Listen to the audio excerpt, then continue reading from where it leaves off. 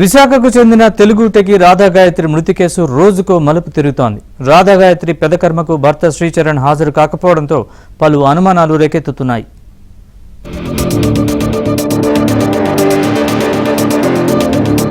విశాఖకు చెందిన టెకి రాధాగాయత్రి మృతి ఘటనలో దర్యాప్తు కొనసాగుతోంది. తమకు న్యాయం చేయాలంటూ గాయత్రి తండ్రి మసూరి కలెక్టర్ ఆశిష్ చౌహాన్ ను ఆశ్రయించి వినతి పత్రం ఇచ్చారు.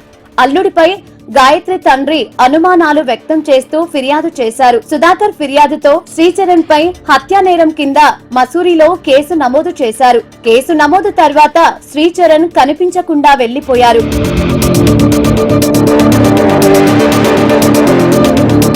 ఉత్తరాఖండ్ లోని మసూరిలో అనుమానాస్పద రీతిలో మృతి చెందిన విశాఖ యువతి రాధాగాయత్రి కేసులో వేళ్లన్నీ ఆమె భర్త శ్రీచరణ్ వైపే చూపిస్తున్నాయి. రాత్రి భోజనం చేసి నిద్రపోయామని, తెల్లారేసరికి భార్య ముక్కులో నుంచి రక్తం వచ్చి చనిపోయిందని శ్రీచరణ్ చెప్పినవన్నీ కట్టుకథలేనని రాధా కుటుంబ సభ్యులు ఆరోపిస్తున్నారు. విశాఖ సింహాచలంలో రాధాగాయత్రి పెద్ద కర్మ కార్యక్రమంలో శ్రీచరణ్ తల్లిదండ్రులపై ఆగ్రహం వ్యక్తం చేశారు. మీ అబ్బాయి ఎక్కడికి వెళ్ళాడో ముందు తెలియాలి.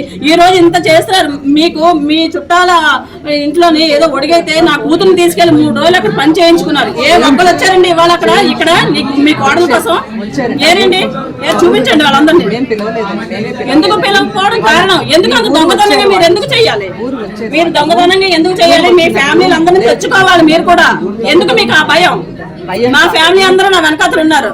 భయం ఎందుకంటే మా అమ్మాయి ఏ తప్పు చేయలేదు కాబట్టి నా ఫ్యామిలీ అందరూ నాకు తోడుగా వచ్చారు. 200 కుటుంబాలకి మేము తోచులుగా నిలబడ్డాం. ఇవాళ అందరూ మమ్మల్ని అడుగుతున్నారు ఏంటి జరిగింది గుచ్చి అడుగుతున్నారు. మాకు సమాధానం కావాలి. మీ అబ్బాయి అయితే రావాలని. భర్త అనుమానమే రాధాగాయత్రి పాలిట శాపంగా మారిందని స్నేహితులు చెబుతున్నారు. రాధాగాయత్రిని ముందస్తు పథకం ప్రకారమే శ్రీచరణ్ హత్య చేసి ఉంటాడని ఆమె తల్లిదండ్రులు అనుమానం వ్యక్తం చేస్తున్నారు. రాధాగాయత్రి మృతి కేసులో న్యాయం చేయాలని స్నేహితులు, బంధువులు, కుటుంబ సభ్యులు విజ్ఞప్తి చేస్తున్నారు. తన కూతురిని పథకం ప్రకారం హత్య చేయడానికి ముస్సోరి తీసుకెళ్లాడని రాధాగాయత్రి తండ్రి సుధాకర్ తెలిపారు. सर अभी ये श्रीचरण बोल रहे हैं 1 घंटे के पहले आपको मिला था, जैसे आपको मिला था सर आके ये श्रीचरण? हाँ हाँ सर, मुझे तो नहीं मिला सर ये बोल रहे हैं अभी मिला था 1 घंटे के पहले। भाई मुझे नहीं मिला 1 घंटे पहले। सर आप इन्वेस्टिगेशन ऑफिसर संपूर्ण है ना सर? मुझे नहीं मिला। లైవ్ రిజల్ట్ అండి ఇది. Thank you sir, thank you very much. Okay hello, investigation officer K phone చేశాను నేను. హలో హలో హలో హలో, మేము ఇప్పుడు ఇన్వెస్టిగేషన్ ఆఫీసర్ కే ఫోన్ చేసి మాట్లాడాం. నువ్వు కల్లాదని చెప్తున్నారు.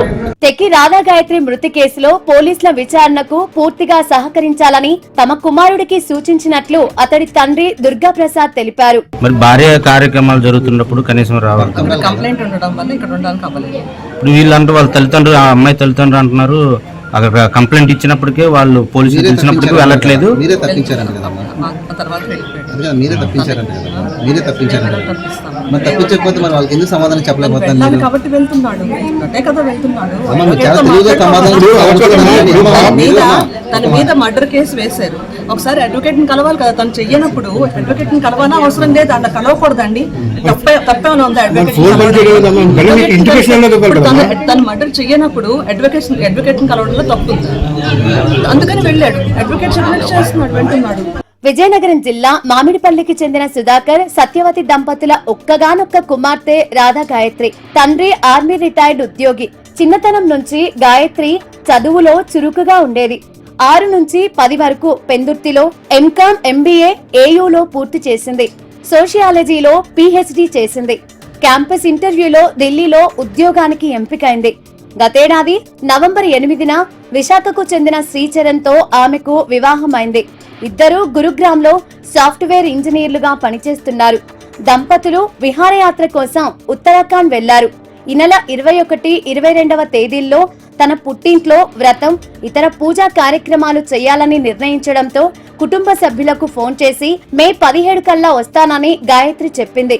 ఇంతలో ఏమైందో కానీ మే 15న గాయత్రి ముస్సోరిలోని ఓ హోటల్ రూమ్ లో అనుమానాస్పద స్థితిలో మరణించినట్లు పోలీసులు గుర్తించారు. ఆమె ముక్కు నుంచి రక్తం రావడంతో అనుమానాస్పద మృతిగా కేసు నమోదు చేసి దర్యాప్తు చేస్తున్నారు.